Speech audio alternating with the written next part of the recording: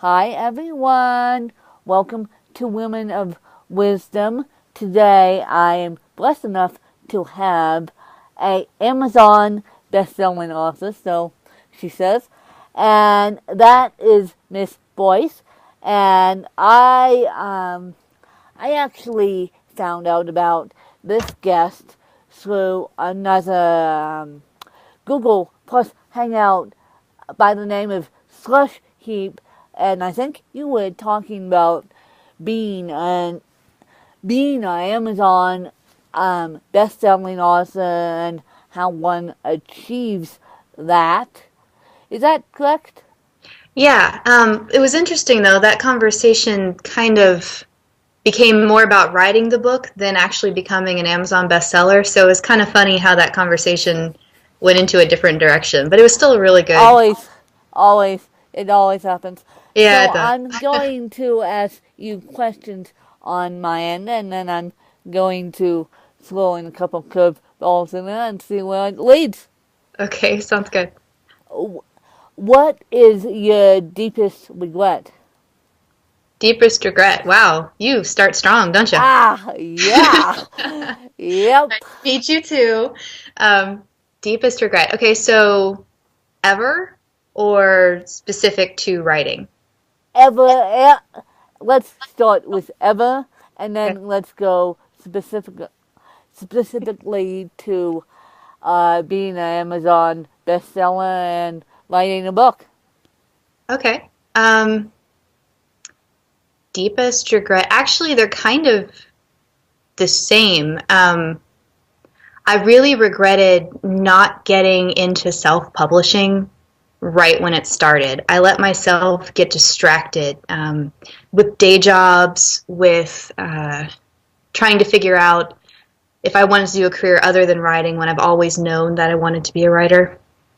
And I really let myself kind of waffle and second guess myself for a very long time, for about 4 or 5 years before I finally just admitted to myself I did want to be a writer. I did want Wow. to. And doing that really delayed my career an exceptional amount.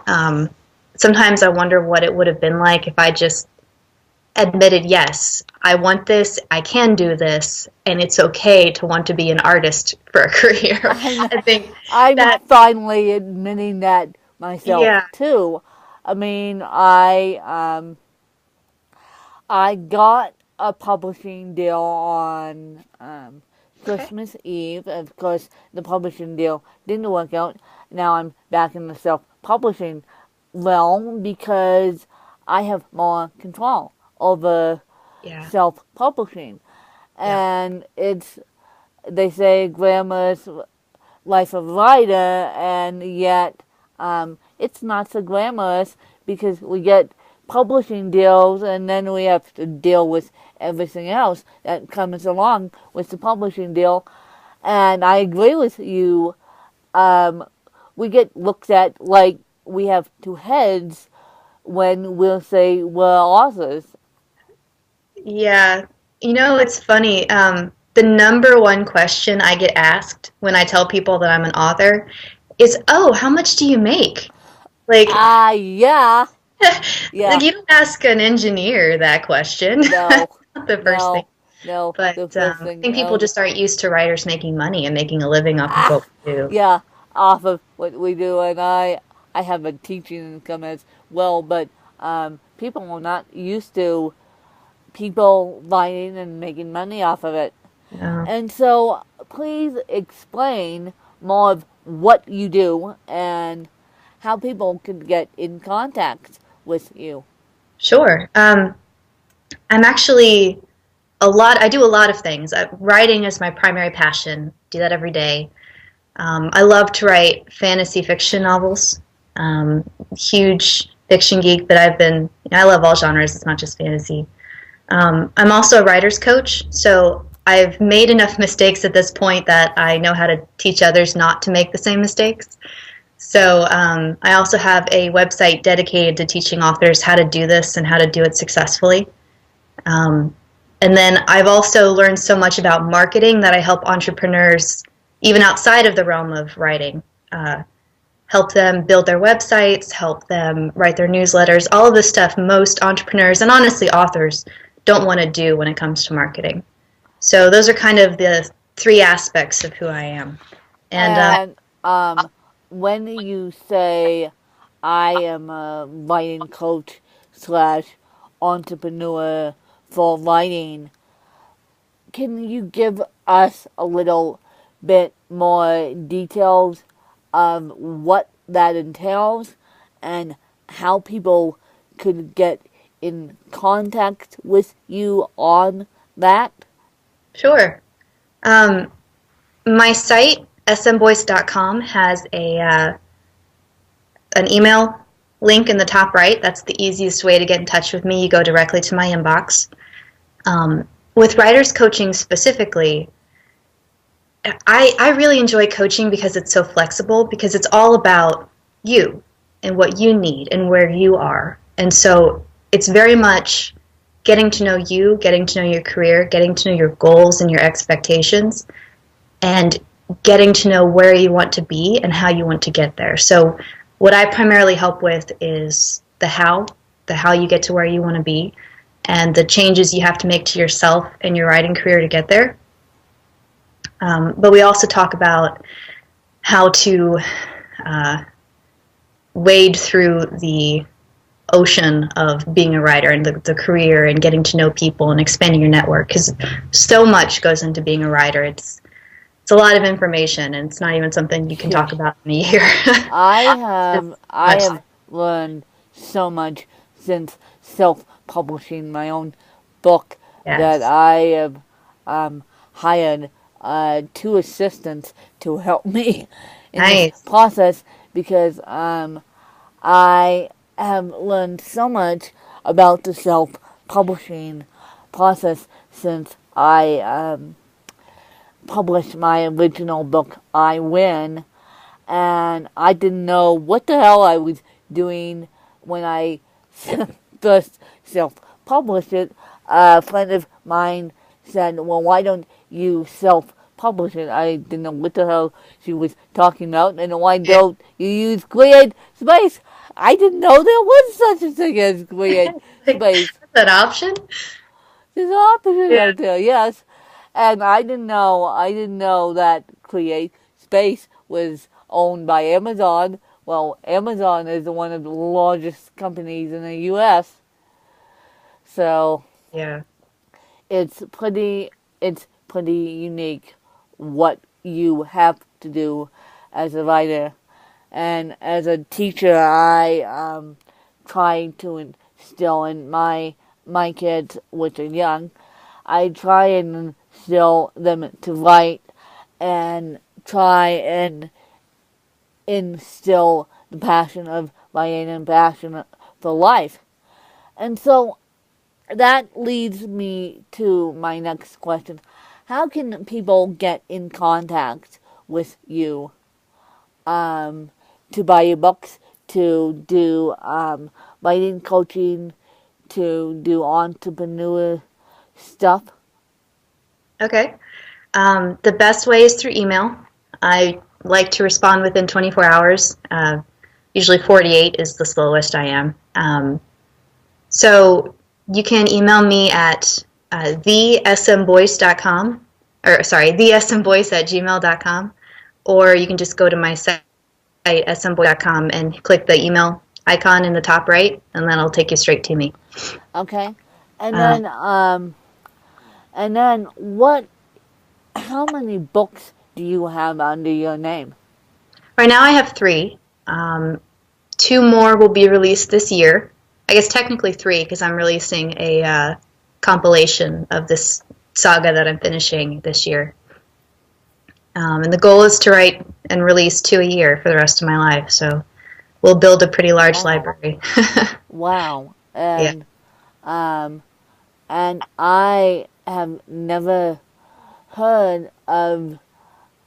Did you, now here's a personal question from me. Did you shot up the Amazon best-selling list day one, or how long did it take you? I want to know that. It took me years. I think it took me 2 years to get on the list. Okay. And that Okay. was after running a lot of experiments to see what helped sales, what didn't make any difference. Okay. So, Uh, that was when I was still working full time. So I had a full time job and was writing books and just ay, ay, ay. then. And So that was a book a year. what was your full-time job?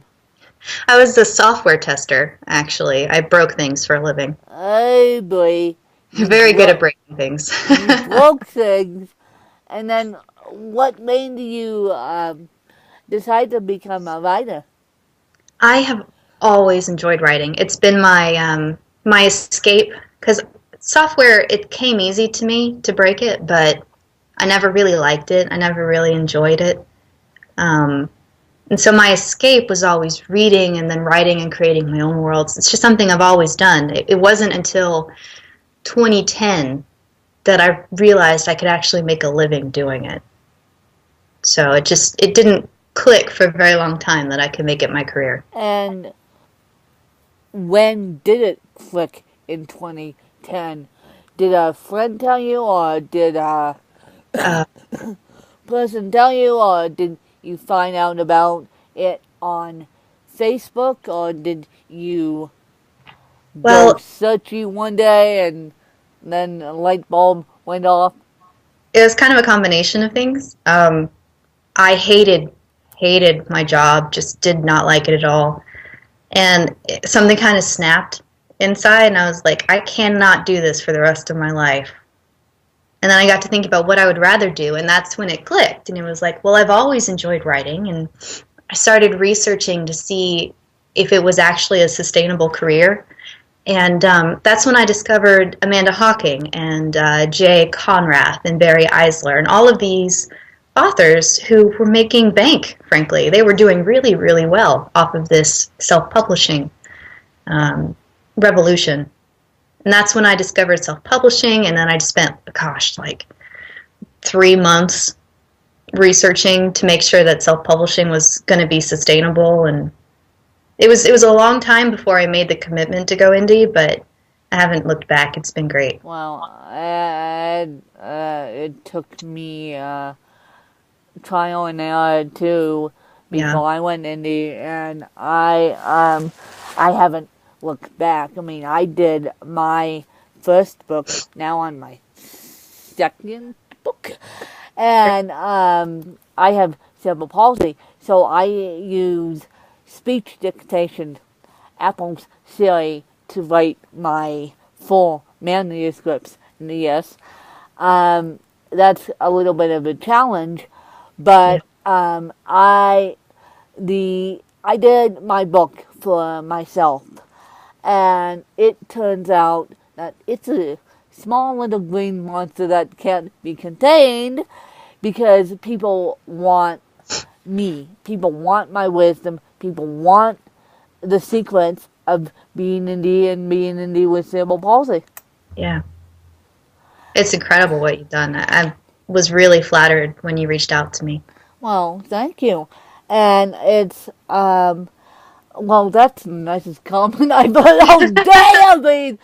I mean, it's, thank you. I am trying to build myself up, and one of my big things is teen and women empowerment, and that's one of my big things is to support those who may not get supported as easily as Yeah. the indie author, because the famous authors, and some of them are indie, and the one I'm thinking of is the woman that wrote 50 Shades of Grey.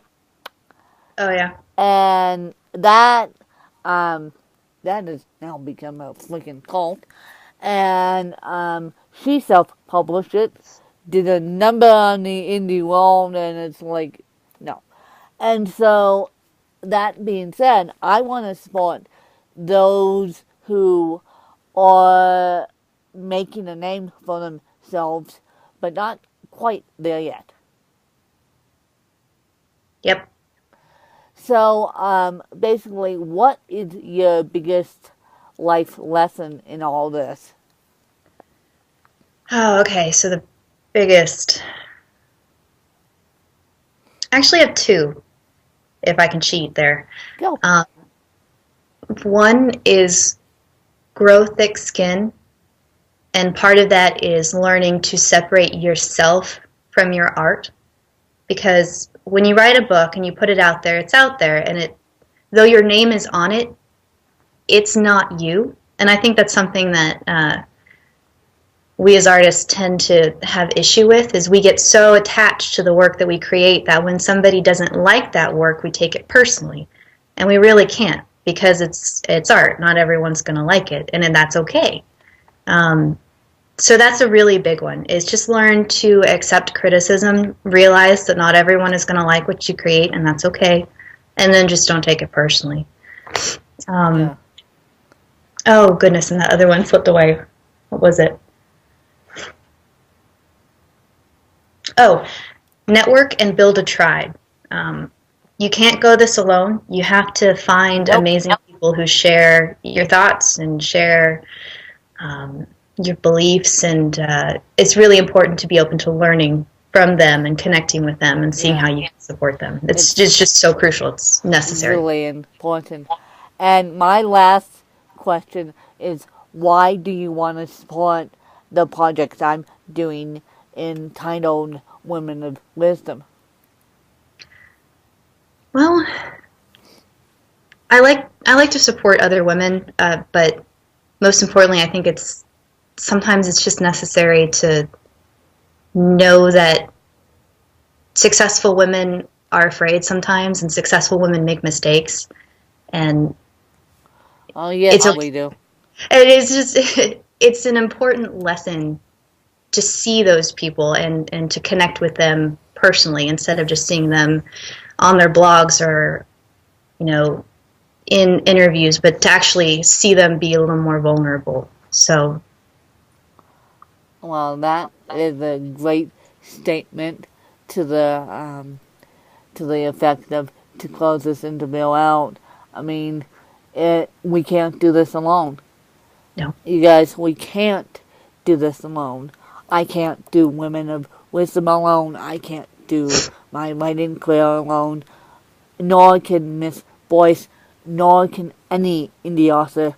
So what I want you guys to do is go find an indie author you like, whether it's myself or Miss Boyce or anyone out there who is indie, and go support them and go buy their book or books, because we need all the help we can get.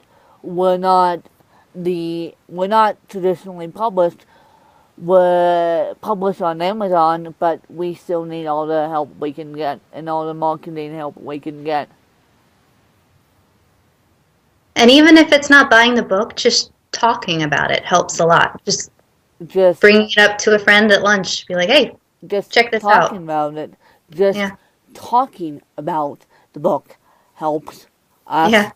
And just talking about the book. And so I appreciate your time, Miss Boyce, and I hope to work with you again in the future. I hope so too. That would be great.